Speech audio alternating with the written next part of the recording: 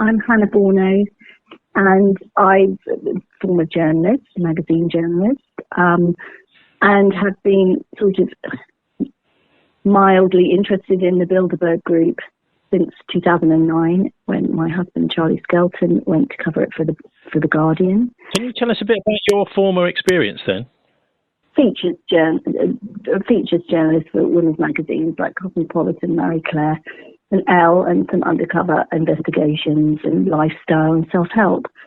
But after Charlie went to cover the Bilderberg group meeting in Romania in 2009 in Greece, I became interested in it, and then after that accompanied him and took photos for him and wrote a few pieces for various newspapers about the group as well. So in 2010 we went to Sitges, Spain, where the group met, and ever since then I have attended and watched, the whole, dramatic show take place when this group sort of lands on a city or a town or even a little, seaside village and takes over with all the kind of huge security apparatus that surrounds it. And it, so ever since I've been following it. Yeah, it's interesting. In some years, there's lots of people there and there's lots of press coverage, and other years, hardly any. It is, and we seem to be in a kind of stagnant period as regards to press coverage. I mean, you were there just now, so in the Lisbon meeting a few weeks ago, and we saw very little press coverage. And even hardly covered in the alternative media as well. So the group sort of came to a bit of prominence. There was quite a lot of publicity, particularly in 2013 when it came to the UK in Watford, and now it's kind of sinking back into the shadows again. Yeah, well, we had these sort of David Icke, Alex Jones characters down in Watford. Yeah. They seem to have gone quite quiet on it all.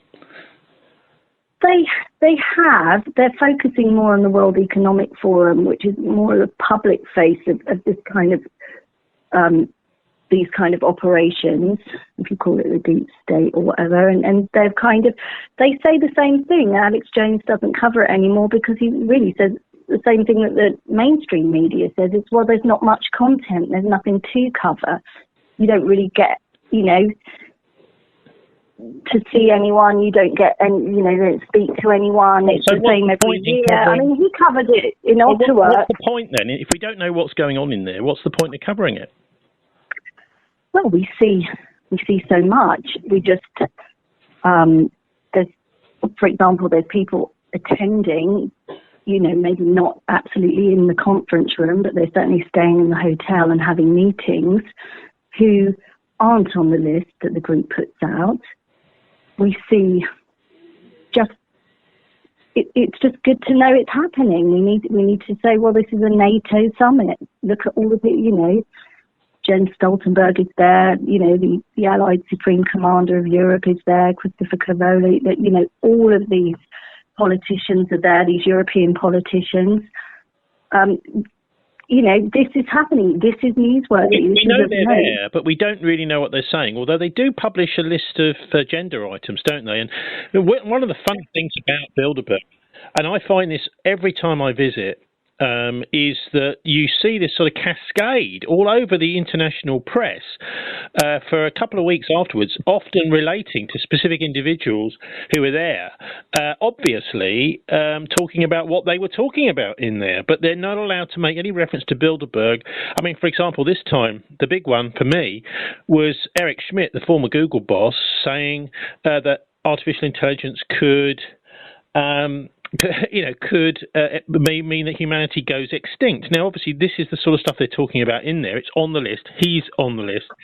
And yet there's no reference made to Sam Altman as well just tweeted just a couple of days afterwards, very productive week of conversations in Europe about how best to regulate AI, !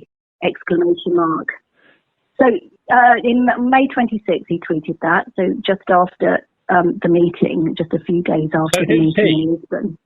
Sam Altman, the head of OpenAI, ChatGPT, and obviously we had Demis Hassabis there, who Google DeepMind, Sam Altman, Eric Schmidt, who else? Peter Thiel, Alex Karp of Palantir.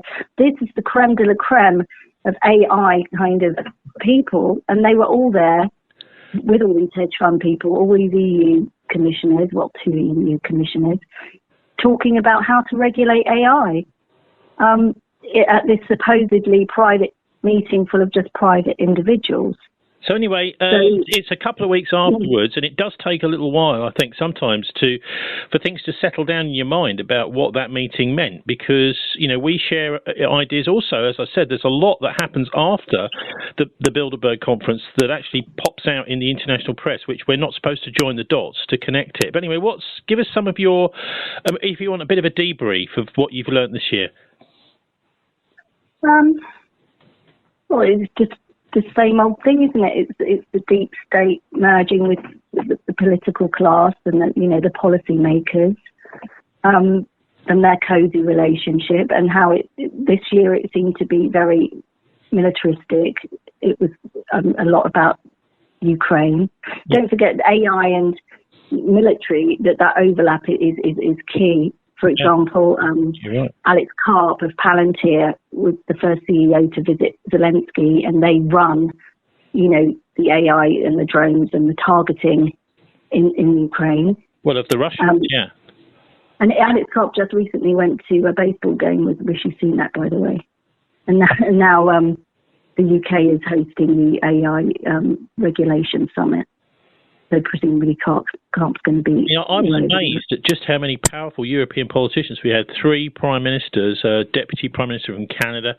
We had, I think altogether something like 15 key EU, well, not just EU, obviously European, including the Brits, politicians, including these European commissioners, the appointees, who effectively are the government of Europe, sitting down with the European deep state and, most importantly, the American military. Yeah, absolutely. It's just gobsmacking. And they again, Zander, the press secretary, Bilderberg, or the spokesperson, again stressed these people, including Stoltenberg, are all just there as private individuals. Just forget the office. They're just there as private individuals, and we know they're not there as private individuals. For example, I spoke to Tom Tugendhat, Minister of State for Security for the UK, and he said he told me he would be reporting, back the contents of these conversations, these discussions, to the relevant officials. So he's on official business. But they're so disingenuous. They say that it's just a private confab. We're just a load of blokes sitting down, and a few women, obviously, and sitting down and having a chat. But no, I've never rarely, I don't know about you, Tony, if you look at the list, it's such a powerful lineup this year. Difficult to be turn up for a relaxed chit-chat. And there's all these heavy things. I mean, obviously, there's all the economic stuff as well in the background. But look, it seems very much for all through the years to be absolutely keyed into the NATO states. And there's also this Finland has just joined NATO. NATO seems to be becoming almost more powerful than the politicians we elect in the countries that are part of NATO. And Sweden's joining soon too, apparently. Yeah, so it's almost like a preamble or kind of pre-meeting to the NATO summit that's coming up in Lithuania, the Vilnius summit, where they expect to, announce the joining of these countries and cement it all, particularly Ukraine. And of course, the Ukraine Minister for Foreign Affairs, Kubala, was there as well. So I'm sure all of this stuff, as you say, it's going to trickle down in the next couple of months, was all kind of, rubber stamped and chatted through. Maybe not in the kind of the actual conference room itself, but in a lot of the satellite meetings that we're sure were taking place. For example, Oscar Stenström, the negotiator for Sweden joining NATO, was present in the hotel, the Pestana Palace Hotel, and got his picture there with Magdalena Andersson, the ex-PM of Sweden. So, all right, he wasn't on the list. He probably didn't attend the sessions in the kind of the locked conference room. We don't know, do we? We don't know, but I think they're a bit OCD about that. They don't have a big room either. There's not room for lots of different people. But he was there, and he was with the the ex-PM of Sweden, and who he was, working with in office, in government. And now he's the key negotiator for Sweden's entering into NATO. So, yeah, it's all happening. And what that does tell us, I think, is fascinating. Every time we find out about somebody who's not on the list, who we get photographs of, who's there, this, I think, to me, tells us the things that they're most sensitive about. They don't want people to know that he's there because, actually, this is, as you say, a pre-meeting for next month's NATO summit, which is going to be very important. They just don't want even the international press to be suspicious about him being there, but we know he is there, and so that's why it's so important to be there. This meeting that's coming up in Latvia, in Riga, I think, is in July. They're trying to get NATO to join the Ukraine to join NATO, never mind Sweden, which could, basically that's World War III. So there's very provocative. Dodgy about all of this. So are there any other, Kissinger's just turned 100. He was there, amazingly. He managed to make it too. He managed to make it, and I think his iron will wouldn't have it any other way. He did his long-haul flight on his private jet. With Eric Schmidt, he was on the jet too, at least on the way back. We saw him at the Kashgrove private airport, and they shared a jet back.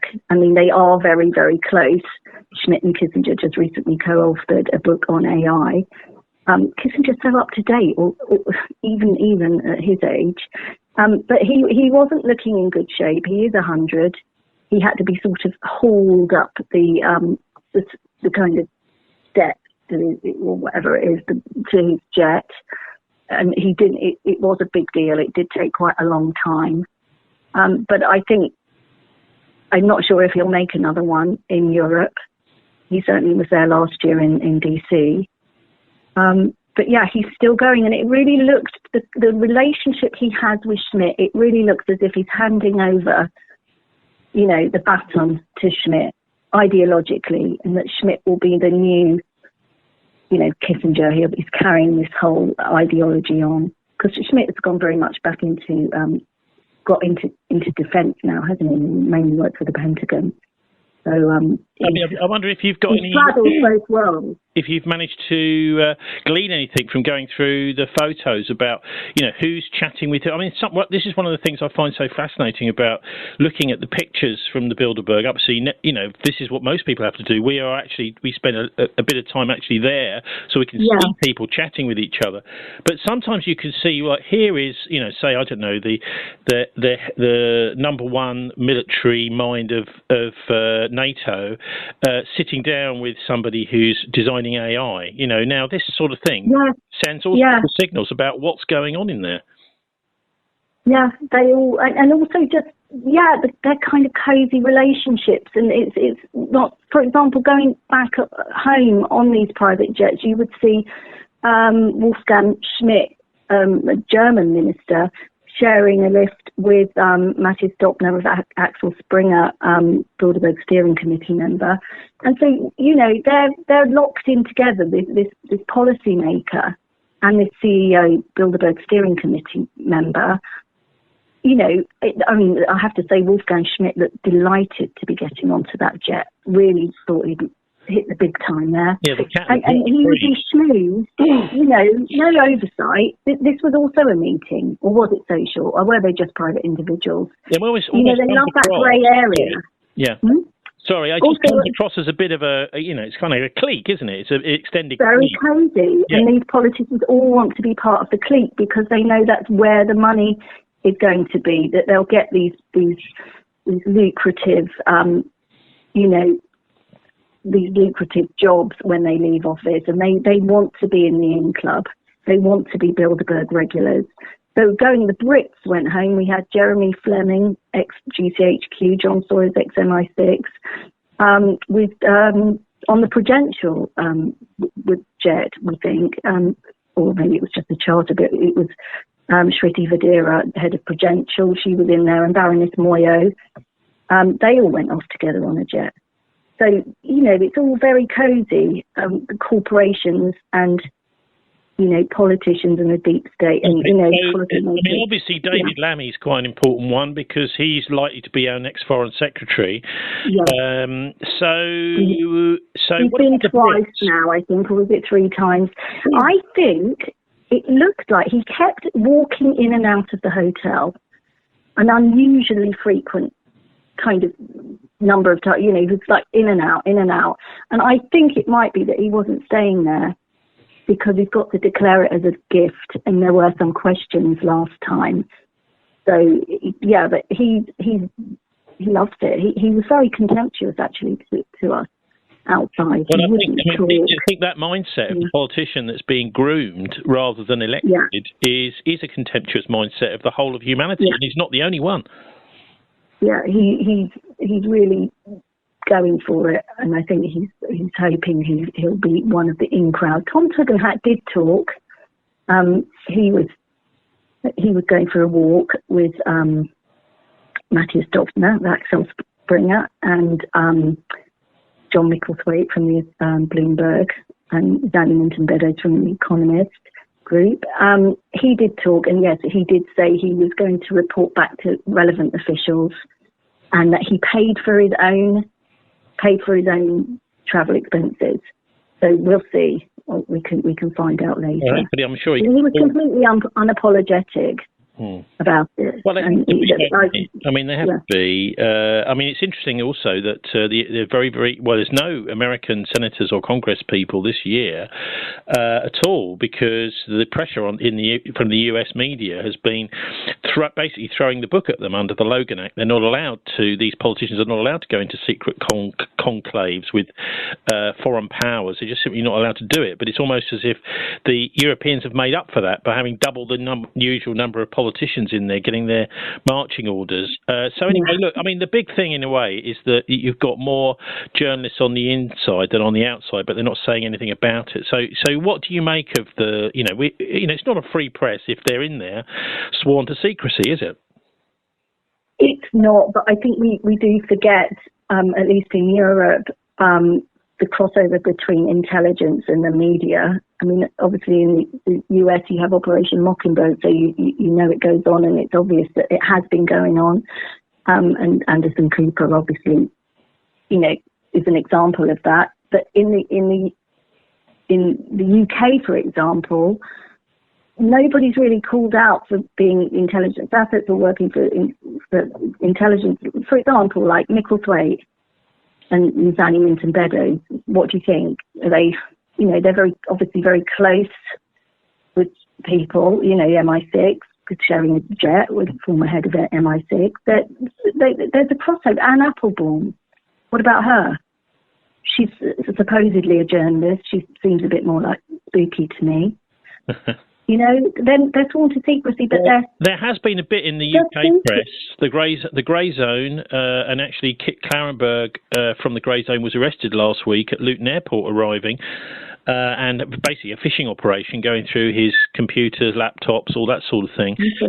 Before he was, they've exposed this link between BBC Verifies Mariana Spring and Paul Mason and the intelligence services and the Integrity Initiative, really basically targeting any of the British media outlets that are pointing out flaws in what the British are up to, particularly the British, obviously, in Ukraine.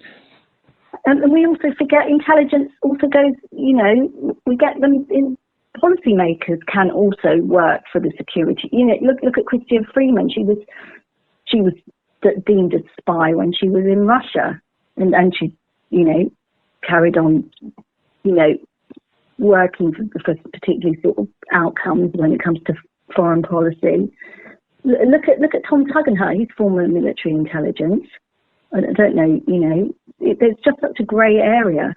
Yeah, well, in fact, grey is the right word, because grey eminence was the name that was given to Joseph Rettinger, who was the aide-de-camp to General Sikorski during World War II. He was the Polish leader in exile in Britain, and Rettinger was flying around with him everywhere, basically being his. But he was exposed by Stephen Dorrell as working for MI6 in his book about MI6. And then when it came to Sikorski getting on a plane, I don't know, Liberator, I think it was, during the war in Gibraltar, miraculously, old Rettinger stayed behind, and Sikorski was basically thrown under the bus, most people think, because Poland, it was very embarrassing because Poland was being sold off, even though it was the reason that Britain entered the war, supposedly, was being sold off to the Soviet Union. It would have been very embarrassing having Sikorski around. But anyway, Rettinger was a major part then, 10 years after that, also, in creating the first Bilderberg conferences. So the intelligence people have been there from the start, I think, Hannah. Yes, from the start. And also Rettinger was just a tireless campaigner to create a united Europe, and that's what Bilderberg's raison d'etre was, from the start. And it was the intelligence services that were really going for this because they wanted it as a kind of counterpoint to the Soviet Union. So, it's riddled with intelligence. And if there's any sort of journalists, academics, I mean, not all of them, politicians, not all of them, a lot of them will have links to intelligence because that's just it's Bilderberg's kind of flavour. As you say, it's historically been like that. People don't really, I don't know, it's not so obvious. Well, there are quite a lot of listeners, Hannah, that are keen on keeping an eye on these people. What's the best way to do it, do you think? Well, your website, bilderberg.org. Charlie's got a website. He's just put a couple of pieces up, bilderbergmeetings.co.uk.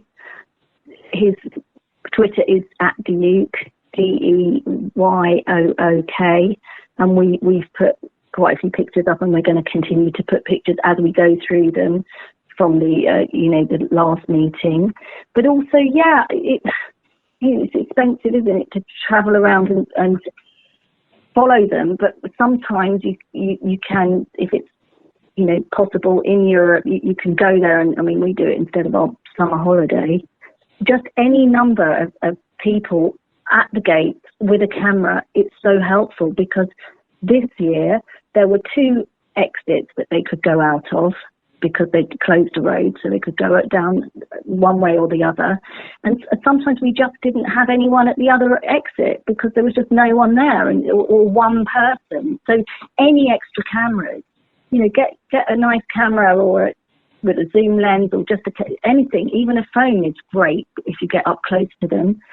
And then we can get these pictures and start making sense of the relationships and meetings that are happening, the people that aren't mentioned on their website. Okay, so what about next year? What do you think? Well, where do you think it could be? This is one of the things. I mean, I think this is an important thing people can actually do from the comfort of their homes. Is look at potential venues, check out, for example, go through the weekends where the Bilderberg's likely to happen. Check out the big hotels in the town. There's quite a lot of people can do. I think crowdsourcing that would be amazing. Hannah, we have had conferences. We didn't even know where it was until it started. Well, that was last year, unfortunately, because we did check the one that they historically have it when they're in America, which is the Marriott Chantilly, and there was no sign of it. And then they did change the location to the Mandarin Orientals, flat bang in the middle of DC. No one had a clue it was there. And then there was only Luke Rudowski and JOSH FRIEDMAN were there. In the end, 2 people. So so basically, crowdsourcing that kind of research would be so amazing. We think it could be in Scandinavia due to Sweden and Finland entering NATO. So it could be in any of those countries, or it could be possibly Poland. There were quite a lot of Polish people there this year. Where else could it be? But Scandinavia is looking good. So it could. You need to look at the weekends at the really posh hotels from between mid-May to mid-June, I guess. Yeah, but the thing is, Bilderberg doesn't have to be something sinister, doesn't it? Because surely there's no problem with the idea of a united Europe. I mean, so far anyway, since World War II, that's kept the peace, hasn't it? If you want me to start, yeah. Do you know what? They're just this year. It's just you could just taste it. They're just warmongering. They were thirsty, hungry for war. All of the hedge funds are going to make money off the war. The defense companies, the AI companies are all going to make money out of the war. You know, NATO's raising debt to war. It's just war. You could just smell the war, couldn't you, Tony? I mean, I don't know. They don't want peace. No, they certainly don't seem to. And I don't think the people in Europe want to fight this American war in Ukraine. They don't seem to want it. And yet, you know, that's probably why we had so many of the US deep state, the military, the people making money out of it, you know, trying to arm wrench these politicians who are at Bilderberg to do something. Anyway, so you've given a couple of websites, including my own, which is very kind of you. But can you just remind us of Charlie's Twitter feed? Because we get so much on there, including so many of the pictures, Hannah. Yeah, and hopefully more will be added in the next couple of weeks. It's at Duke, and Duke is spelled Deyook. And you're going to be putting pictures on your website as well, aren't you?